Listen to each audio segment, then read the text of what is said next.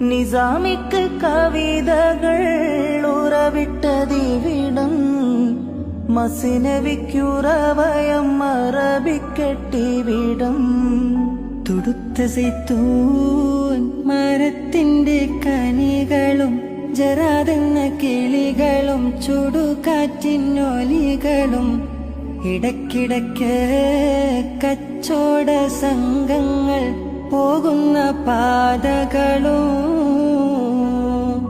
ഒട്ടകങ്ങൾ വരി വരി വരിയായി കരക്കമരങ്ങൾ നിര നിര നിരയായി ഒട്ടിടവേ ഉയരത്തിൽ മലയുള്ള മരുഭൂമി വിലസിടുന്നേ.